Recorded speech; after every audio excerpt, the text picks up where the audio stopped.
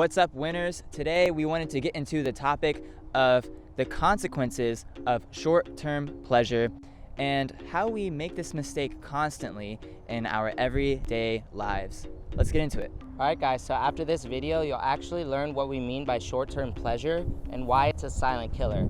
Not only that, but you'll learn how to do the exact opposite to achieve your goals in life. Enjoy. What is a short-term pleasure exactly?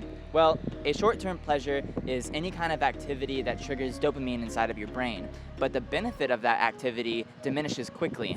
So examples of short-term pleasures are things like caffeine, alcohol, drugs, and even scrolling on social media. But now that you know what short-term pleasures are, why are they bad? You see, short-term pleasures normally lead to long-term sacrifices. Let's say you're doing drugs every single day of your life. Well, you're going to suffer long-term consequences.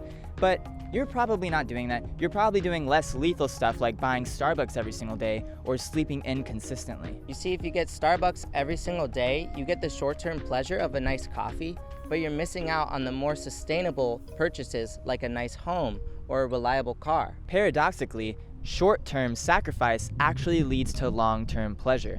Let's talk about why this is so. Let's say you make the little short-term sacrifice of working out every single morning. What will this benefit you in the long term? Well, you'll look better, you'll feel better, you're gonna live longer. So, by making that little sacrifice every morning, you're actually gonna have long-term sustainable benefits. Our advice would be to think about all of the long-term pleasures that you want.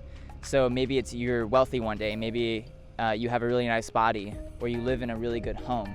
And then think about all the short-term pleasures that are preventing you from achieving those. Alright guys, so look, nobody's perfect, we're not perfect. We of course indulge in short-term pleasures all the time. That's perfectly okay.